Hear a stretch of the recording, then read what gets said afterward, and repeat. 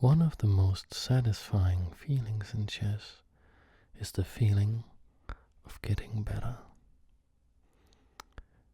So, how do we do that?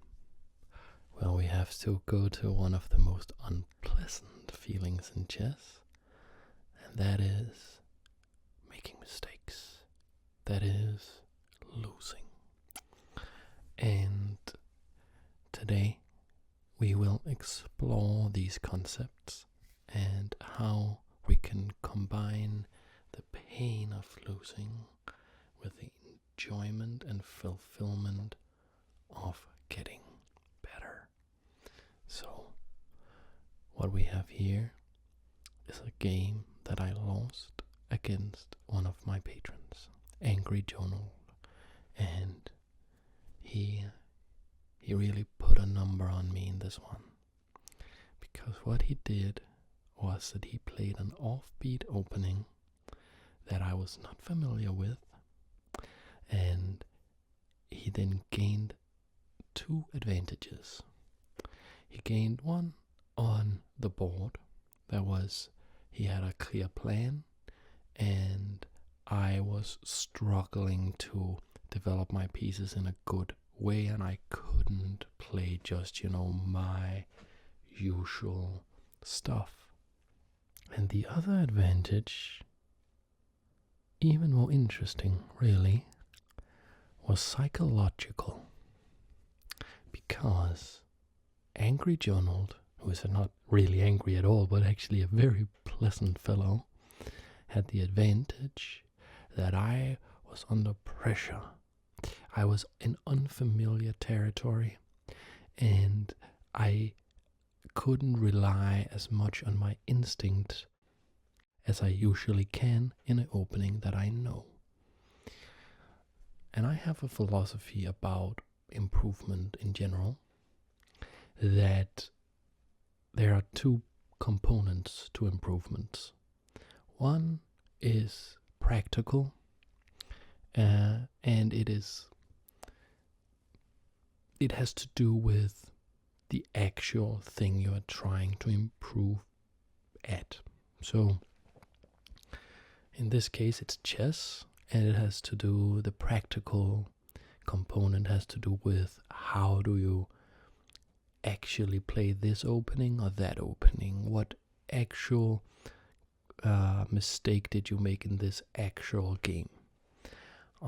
So you can learn about that, and you can memorize openings, you can memorize patterns, you can memorize sequences of moves, and in that way you can improve on the practical level, so that if you reach this position again, then you can draw on this practical knowledge. The other component is psychological, and it has to do with your relation to the actual practical scenario that you are trying to improve at. So the component is really you, the psychological, and the thing, the practical. So what do I mean by that? Well, I mean that in order to really improve, we must of course look at the practical thing, but we must also look at ourselves. Why did we make those mistakes that we did? What bias in our psychology made us do those mistakes? Maybe in chess we could be overly aggressive or overly defensive. Often these concepts are related to our personality. And by uncovering knowledge about ourselves in relationship to, say, chess, well, then we can also cross that over and use that to improve in other areas of life. And we can take knowledge we have from other things and apply them to, let's say, chess. So if you're a really good carpenter, then you may have actually some knowledge that would be very, very good for chess. Maybe okay, I'm very good at preparing my work, but I am sloppy when it comes to details. Maybe you know that because you're so proficient at carpenting that you can see you can really reflect yourself in your work, and you can really know yourself because you just know carpenting so well. And if you know that, okay, you can really prepare your work very, very diligently, but when you get to the details, you make it a little bit sloppy. And maybe you are so good at carpenting that other people's, they can't really see the small little details that you see.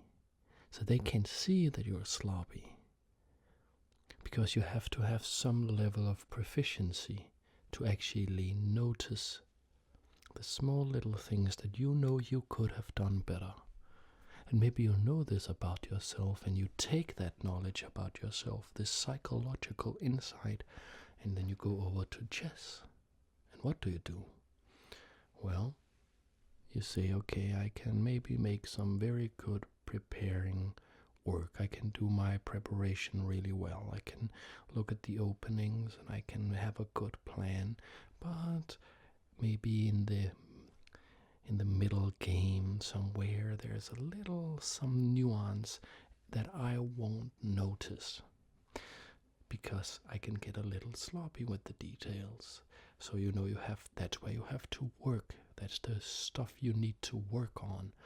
So you can laser focus your improvement strategy, and you can take what you already know about yourself and use it as a very efficient shortcut. Now let's get to this game and see what I did right and what I did wrong, and how I can improve looking at these two key concepts, these two components, the practical and the psychological. Let's take a look at the game. First, in order to sort of activate my brain, in order to make the game present for my consciousness, what I'm going to do is I'm going to go over the game really quickly. That's just sort of to contextualize what's going on. So, this is the game, and we see here he played e5, and this is a dubious move. This is not theory. This is not recognized as the best move in this position, and I knew this going into the game. I played c5, and all the while we were playing these moves, I had this idea. Okay, I'm doing pretty well. My opponent shouldn't be able to play like this. And we had this battle over the center, and you can see my opponent has more space than I do. Like, he is controlling this part of the board, while I am only controlling this part of the board. So he has basically a whole rank more than me. Okay, I castle. And here I go back with the bishop. I try to exchange this bishop for this bishop, but then when challenged I go back. So that's an important moment. And I try to exchange some pieces here, try to exchange the queens. Hopefully, I think I am forcing this trade, but I'm not. And now you can see I have this really big problem now that my defensive pieces have gone from my king side. We can really see how big of a problem it is that these two guys aren't doing anything. And from here on, it's actually just a matter of my opponent.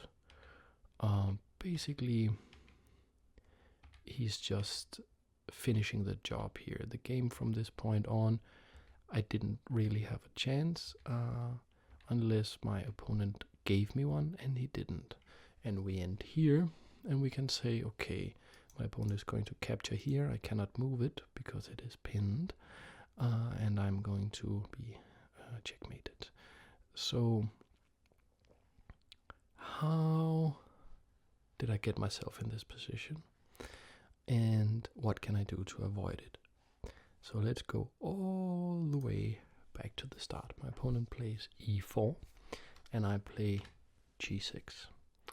And I know that that g6 is a good move here. I've seen the world champion play this move in this position, so this is okay. And you can also see that the chess software gives this a little book icon here. And this little book icon here, what that means is it means that it's theory. This is accepted as one of the top moves in this position. As well as this one and this one, but not this one. So in this position, I concretely and practically would like to know what I should play here. Because if I ever play Angry Jundle again, and I think I will, or anybody else who will try this, I need to know how to react. I played c5, and the computer actually gives this a star. It says it's the best move. But this chess software is running at quite low depth. It's the free version, and also sometimes chess software, you shouldn't just trust them completely in the opening. You need to see for yourself, because sometimes they do get it a bit wrong in the opening. So if we look at what happened, I played d6. The computer does not like d6. Instead of going c5 here,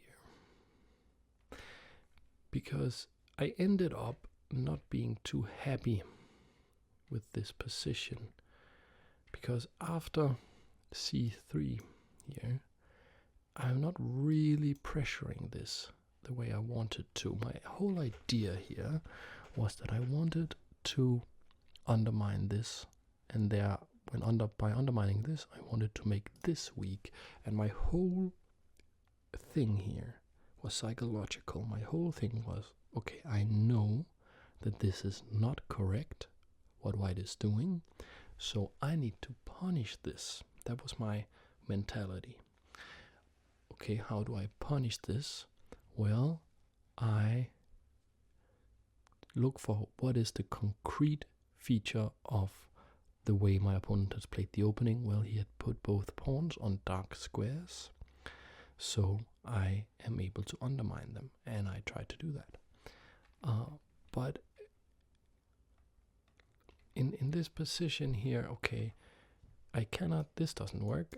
He'll just go like that, and computer actually says this is okay.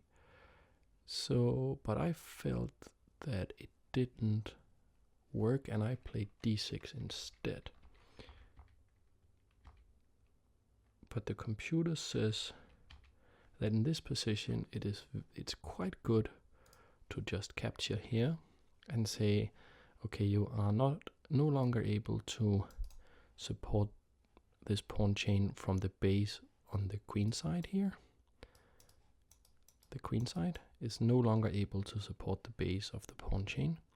So if you want to support it further, you have to use the f pawn. And of course, the light squares are interestingly open. So this position, if I had done this, I could have forced this position. What would I play here? I think I would probably play the way I played in the game, play like this. And the computer does not really like that. It says it's okay, but it says that after this I haven't it actually likes this better. It likes just protecting the knight, the pawns with the knight. It says either knight is pretty good here, but the computer likes playing d6 more. And okay, what are some obvious things that we would like to know? We would like to know what happens if he takes. Can I just capture like this? I can, and in this position there's no way to gain an immediate advantage for white, and actually I have developed pieces. This one is developed. Queen is quite good. There's no way to attack it because I can just capture. So here I'd really like black's position. So if I do play d6 here, it doesn't work for him to take in. What if he protects it? Okay, so instead of undermining the pawn chain from the base, instead of undermining the pawn chain here, I could undermine it from the top like this. If he takes like this, I can probably get a pretty good position by just capturing, and when he recaptures, just exchange the queens. And this position is pretty equal, but I have a ways to attack this pawn, so I have a little bit of tempo, and also my opponent has lost his right to castle, so he can't castle. All right.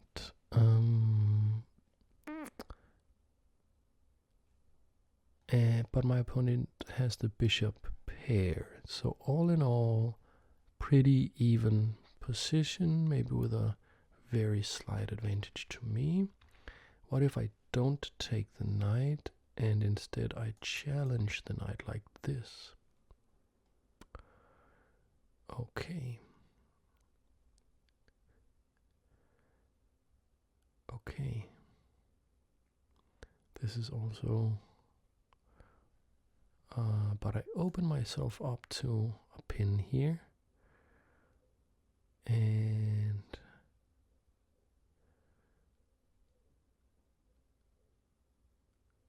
I don't have this check, doesn't work because he can just defend here, otherwise it's this check picking up the bishop. If this knight isn't able to go here, is a very relevant tactic in a lot of positions.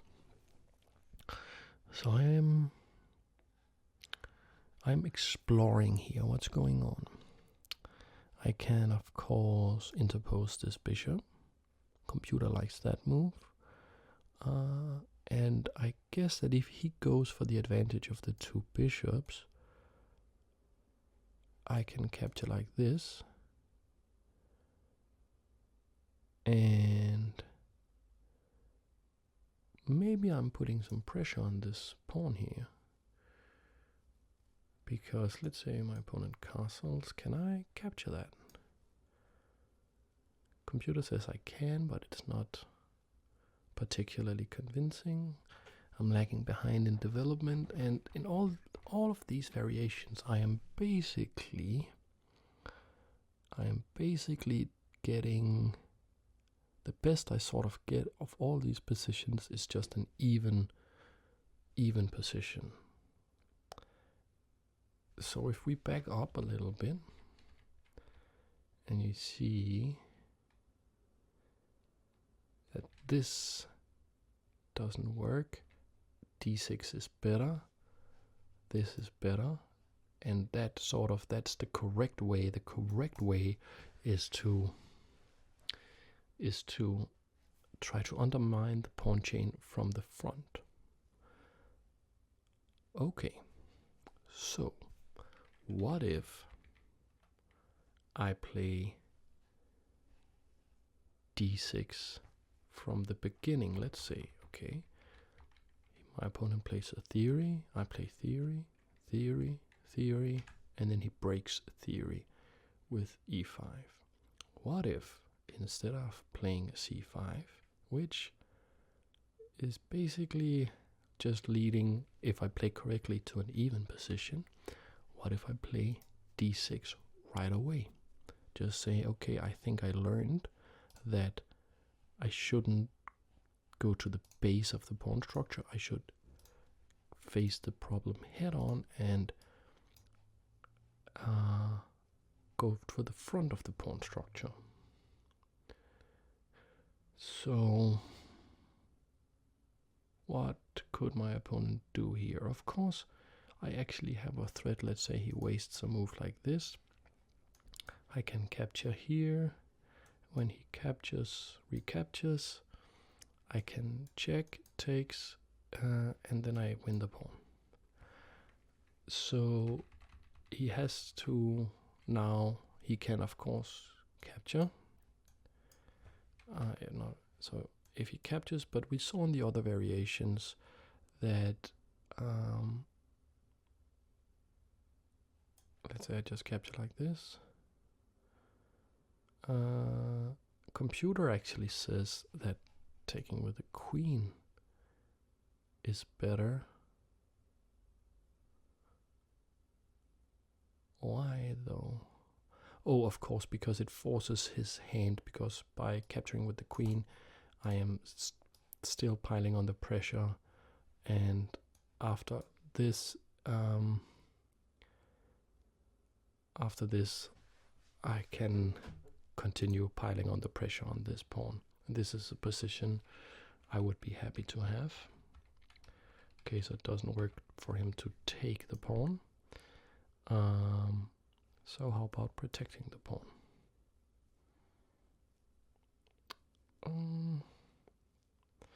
Well, basically here I wouldn't have any problems. I wouldn't feel at unease in any way in this position. I would say, well, if I can just castle my king, you are not really threatening anything. If you capture here, I can capture with the queen or the pawn. You have this strong setup, but it is only strong on the dark squares. So it's only strong in one dimension of the chessboard. There's a whole other dimension of the chessboard, the white squares, where you have no control, and you are going to get very little control. So I think actually just d6 and just saying whatever you do here, you're not going to get any real advantage out of this. And if he played like this, would I capture that? Of course, if he captures like this, I can exchange the queens. We've seen this a lot of times. And now this square would be nice for a knight. For a check, the knight is a long way away. Let's say what if the computer likes that. It kind of likes that. It says this knight is better. Why? What's good about this?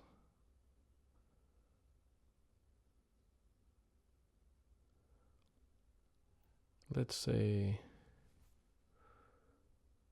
my opponent just plays a random move.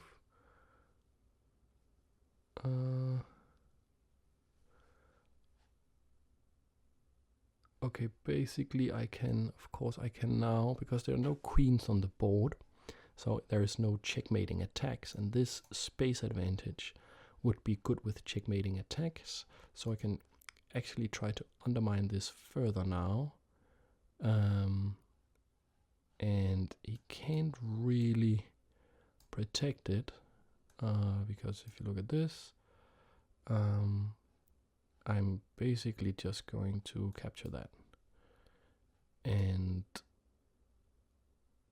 that way I just win a pawn and my pieces are active, my king is not in danger, life is good. So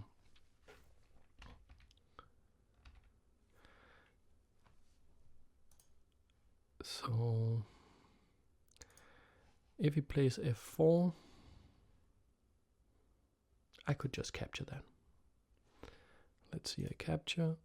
If he doesn't capture with this pawn, we saw that that was bad, but he says, okay, I will capture like this and maintain these strong pawns.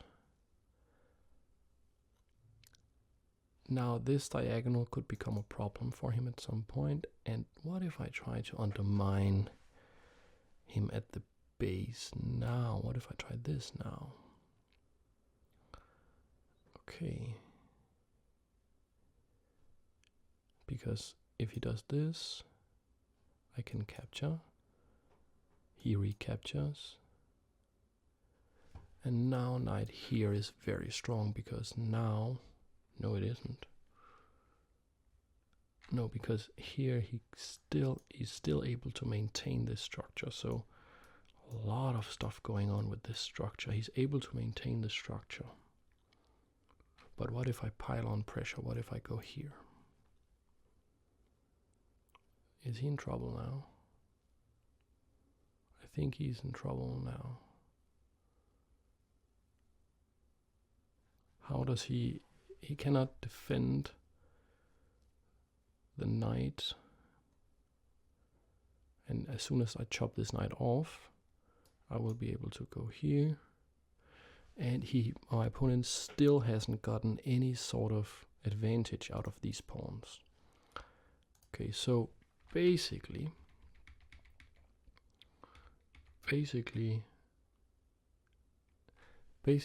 I can, in this position, instead of playing c5, that is, I have to remember this is an acceptable move, but I can just play d6. And in all the variations with d6, I don't open myself up to any sort of attack, really. And it is correct, I was correct in the idea of I want to disrupt this pawn chain, but I can just do it from the front instead of from the base here. And now the question is, why did I play the way I did? Let's see, I played here, and then I played d6 anyways, but now d6 is not good. So what has my thought process been? I went c5 thinking, haha, I'll just undermine your pawn. And then I was very discouraged as soon as he said, well, I'm just going to protect it. And I didn't even play the correct move, which would have been to actually continue with what was my plan. So I had a plan, but when my opponent defended against that plan, I didn't reevaluate and say, okay, is it still good, my plan? It was still good, but I didn't reevaluate. I just trusted my opponent saying, okay, defend it.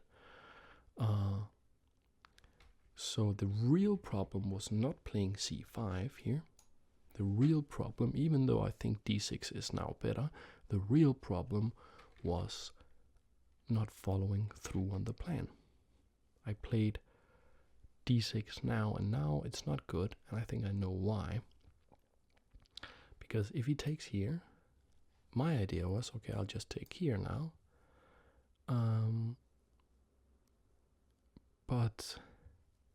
And then if he takes here, I can take here, and life is good. But life isn't good.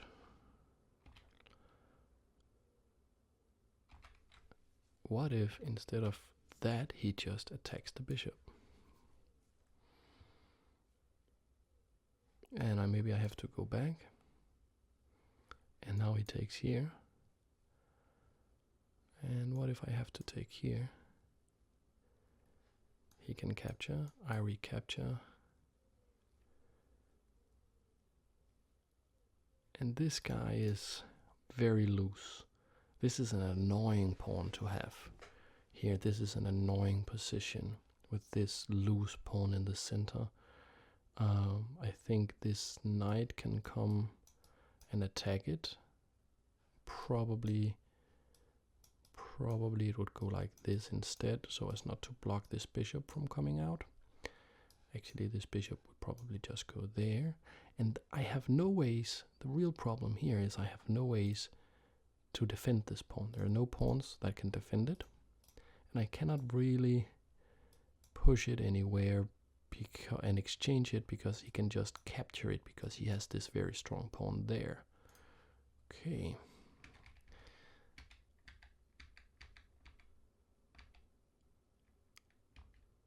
Okay, so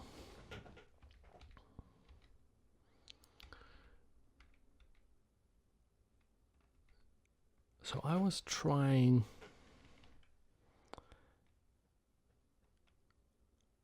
we were basically fighting, because now after I played d6, my opponent went here in order to solidify these pawns, and I still had the option of exchanging.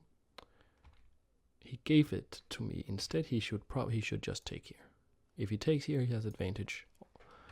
But instead, we were fighting for control over these squares. And this, our play here, and you have to remember this is theoretical, because these moves, like, none of us had a winning position at any point up to here. Like, I made mistakes, my opponent made mistakes, but they were minor mistakes. They were not really mistakes. They were inaccuracies. But I'm trying to figure out what was wrong with my mindset. And so far I can see I didn't follow through on my plan. I didn't believe in my plan. I had put too much belief in my opponent. And I attacked the root of the problem. I tried to attack what I thought was the root of the problem instead, which was this pawn here, instead of attacking the problem head on. And that's I can translate it into something about my own psychology, because I do have a tendency to be a sort of philosophically minded guy. I do have a tendency to, when I sort of want to understand some problem or concept, I do have a tendency to just be overly abstract. Say, okay, let's strip away all the particularities with this thing and find out what's below everything, what's really going on. That's, this. So the philosophically inclined among you will maybe know this idea of just stripping away everything and asking like the most fundamental questions you can. But sometimes that's just the completely wrong way to go, because you have to solve a problem at the level of abstraction it presents itself in. Or that's not really true, but the solution has to also work on the level of abstraction that the problem presents itself in. You cannot say, well, I have dirty dishes, but that's basically because I am being suppressed by society and they don't recognize the kind of person I am. That makes me stressed, and therefore I don't do the dishes. And then say that's the solution because you still have dirty dishes.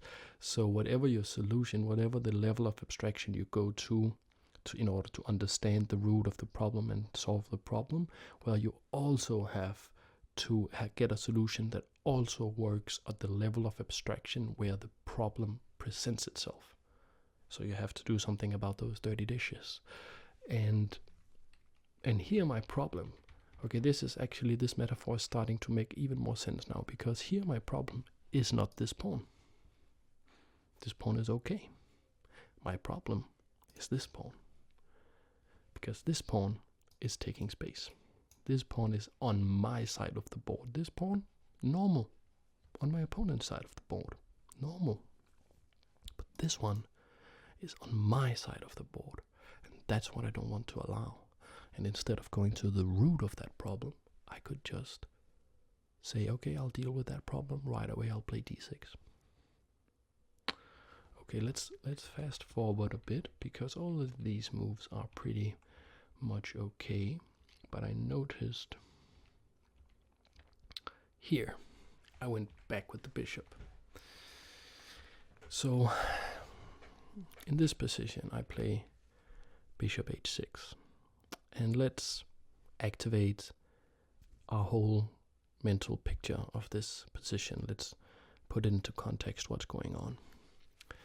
I have done a pretty good job, even though inaccurate, of dealing with my opponent's space advantage.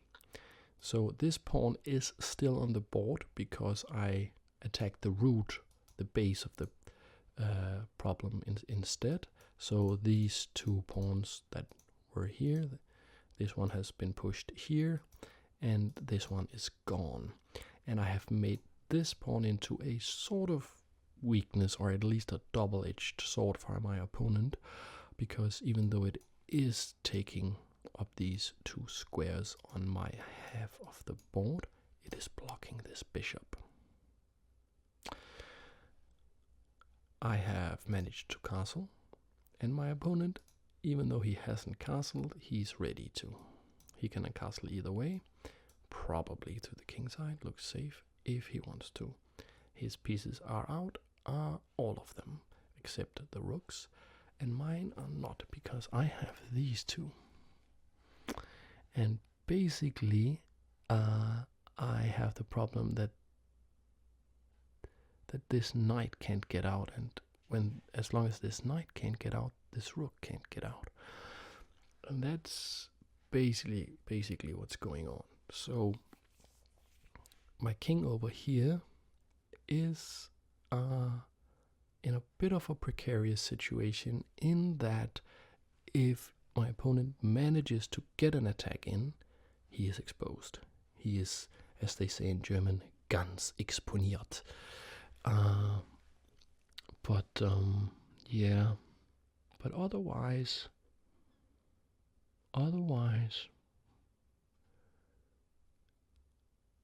the position is okay. And even though we have both played kind of inaccurately, we have played close enough to sort of the main ideas. We have been playing close enough to the correct ideas dictated by the opening, so that we have a sort of evenish position, but I do have like a very small edge. But I can look at the computer evaluation, and I could also feel this during the game. And if you go and watch the game, and I will put the link in the description, and you hear my comments, that when I played this move back here, I know something is not good. And the position, it starts to collapse very quickly. And the evaluation drops here. But interestingly, the computer says that I am doing very well here, and that my opponent made a mistake in this position, not me. So let's investigate. First of all, we have made this sort of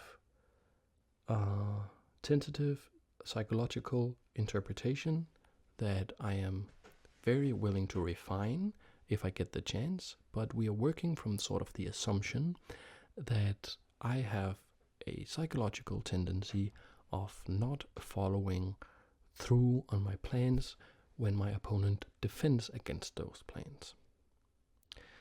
So, let's say that's the problem. Because I'm looking at here, and when I watched the game again and watched my own comments, I had a very strange justification for going back. My justification was that it didn't feel right to capture the bishop, but capturing the bishop was what I wanted. And he would, of course, recapture like this. And what could have been my problem? Well, my problem probably was that I could see this, but after the queen goes here, it's still attacking this square. Before it was the bishop, and now it's the queen. But, well, I can't get out with the knight, I can't get out with the knight, I can't get out with the knight. And when I can't get out with the knight, we know that this rook also is trapped. So maybe that was what I was thinking. And to be honest, even though the computer says that my position is absolutely fine here, it would be really annoying to play this. So let's see if I can do better. Okay.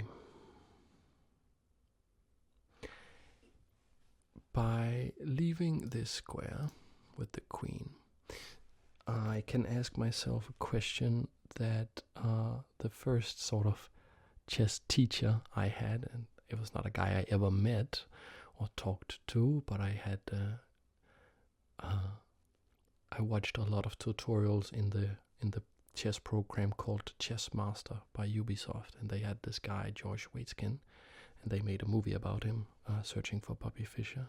Very cool guy. And he always, in these tutorials, he always talked about space left behind. So when you look at a move and you ask yourself, okay, what did my opponent leave behind? So we can look at all the positive things this move is doing for him, like it defends the bishop, it threatens to do this. But what did he leave behind? And I am actually noticing this square. This square was previously defended by the queen when the queen was there. And that square would be really nice for a fork. That would be a family fork, that would be a royal fork, that would spell doom for my opponent if I put a knight there.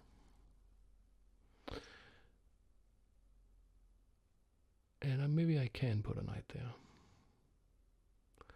Because let's say I go here,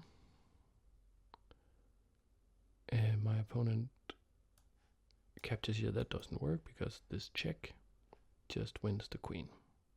So now he can't capture there. Let's say he then castles.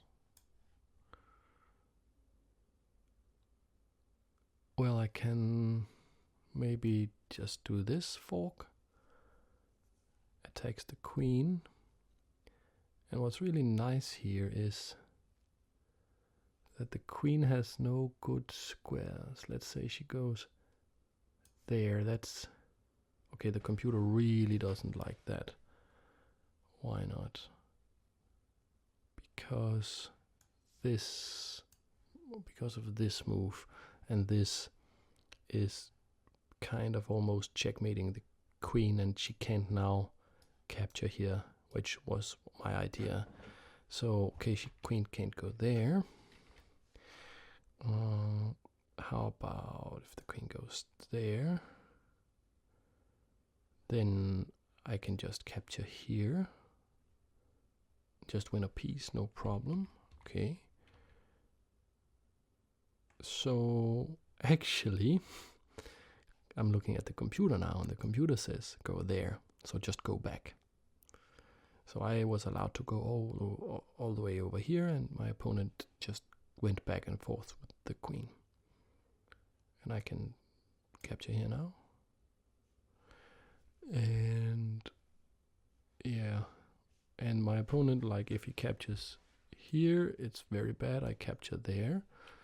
So, and if he captures here, I just recapture, and then he captures, and I am, well, I'm up the exchange here. And I managed to solve my problems down here. Okay. So basically, how can I go, just for science, can I go there? It's not as good,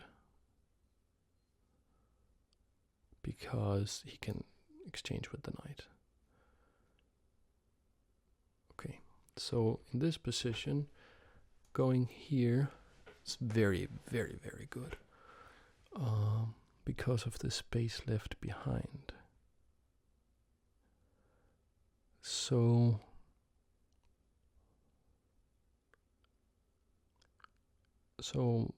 my mistake was in this position after here. It was just trusting my opponent, just saying, okay, your defensive move killed my idea, and then just sort of admitting that I was wrong before really investigating for myself. I was quite low on time, as you can see. I had 3 minutes 46 seconds here.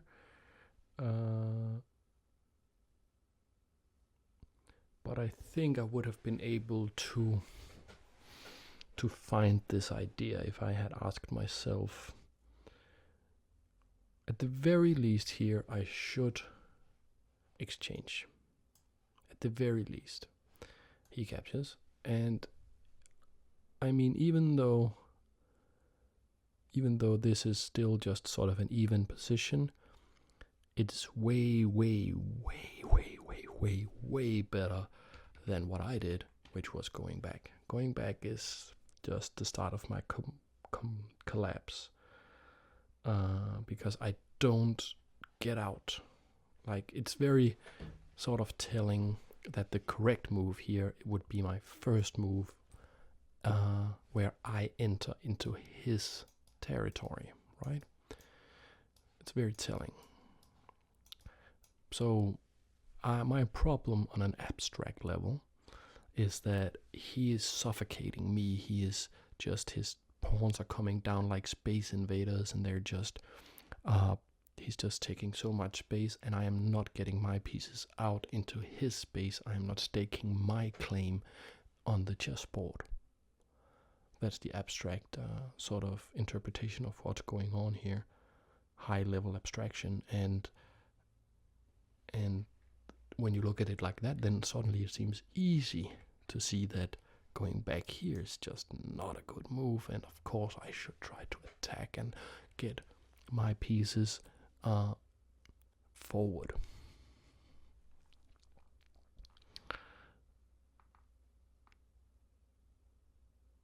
How does this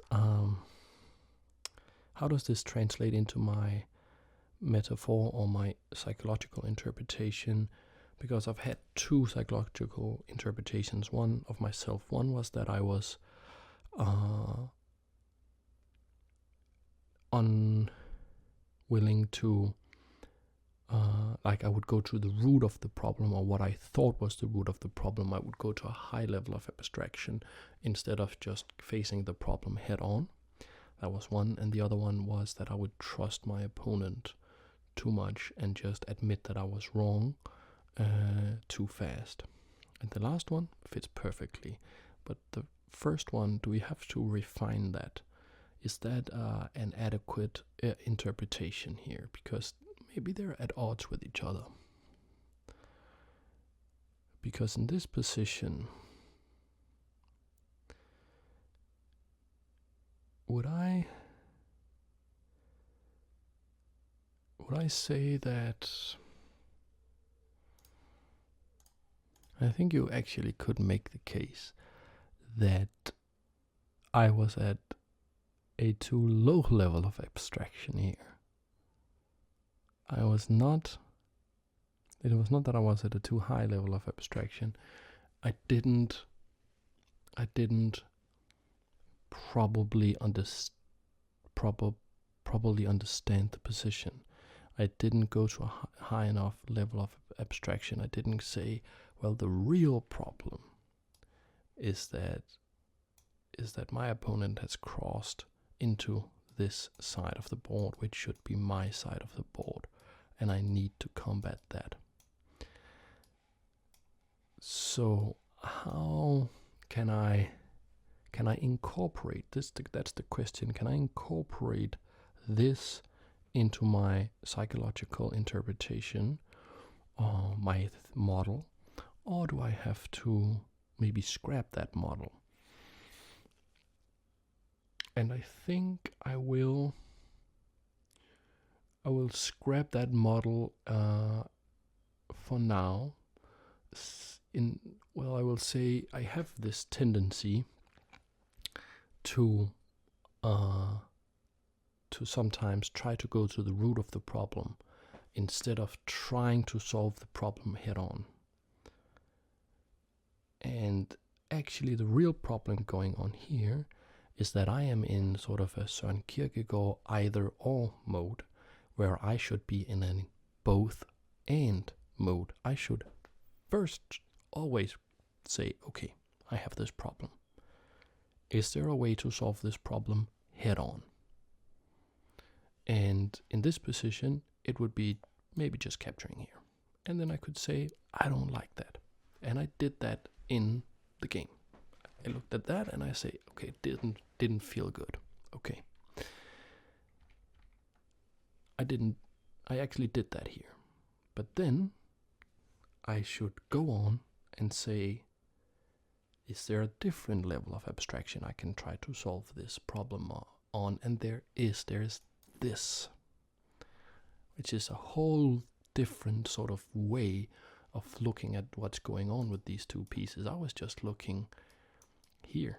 I was just looking at these squares here, here, here, here, and their relation to this knight, and that knight relation to this rook. And I was not considering the higher level abstraction. So my problem really is not that I go to the root of the problem all the time. It's that I don't try to say, okay, I should have. First, we try to just solve the problem head on. Just try that. Does that work? If it does, great. That would have helped me in the first couple of moves in this game. It would have helped me a lot if I had done that. But then, if it doesn't work, then I should go to the deeper level of abstraction. And basically, I'm just doing it in the reverse order because I want to be smart, so I want to skip. I want to be clever and philosophical and all that, so I want to skip all the boring low-level stuff and just go, oh, I'm so smart, I can go right to the core of the problem. I can go right to the high level of abstraction. That's my real problem. And I think that's a real problem that I have had that have plagued me quite a bit in my developing life, actually. I think, have you watched the video I did on the cemetery where I talked about life and stuff? I think I shouldn't go deeper into my own psychology here, but if you want to discuss these matters with me and hear more thoughts, just say, okay, yeah, do another cemetery video, and I will do that. So for me, now I have learned two things. The two components that I talked about in the start of this video. The practical one is that in the start of the game, if my opponent plays e5, c5 is okay, but risky, and d6 is just good. And this is not going to be too hard for me to remember, because d6 is just a move that I always play in this. It's even. Okay, like it's even the move I would have played if my opponent had played book. So if my opponent had played the standard move, I would have went here. And do you know why I would have went there? To prevent this. And my opponent he just gave me a shock by playing e5 first. And then I thought, okay, then of course I can't play d6 now, but I can, and I should have. Alright, so that's the practical low-level thing I've learned. Psychologically, I have learned that I have these problems with how I try to problem solve. That I don't have a logical order of trying to solve the problems. The logical order should be, okay, we start at level 1. What's the threat? The threat is A, B, or C. Is there a way, just a not fancy, just an easy, low practical way to deal with that? If there is, then maybe you don't need to look any further, then just do that. If there doesn't seem to be, then you go up one level of abstraction. And then you just go up one level of abstraction as far as you're capable of, or until you find a solution that satisfies you. And I'm not really doing that. I'm trying to out-clever myself. I'm trying to out-clever myself. And I shouldn't. So, in watching this video, I hope that you have learned something, not on the practical level, because this, well, let's be honest, the chance that you get this exact position in one of your games is extremely low. But I hope that you have learned something from my sort of improvised, rambling way of analyzing this game. Because what I've been trying really in this video to do is I've been trying to grasp the game. And a lot of this psychological stuff I've been talking about, well, it may actually not be true at all, but it's a way for me to understand.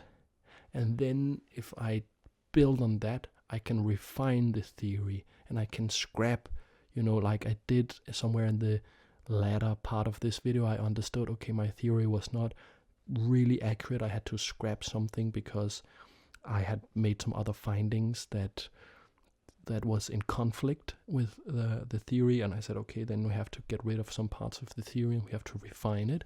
And then analyzing more and more games, I can refine these theories more and more and get closer and closer to the truth. And also, when you think about stuff in this, and we think about stuff in a language that you know, then it's easier to understand and it's easier to remember. And this is a language I know. This is a language that is comfortable for me. Maybe a carpenting metaphor is more comforting or easy to remember for you. Or maybe it's something completely different. Maybe it relates to some other game where you're really good, or whatever.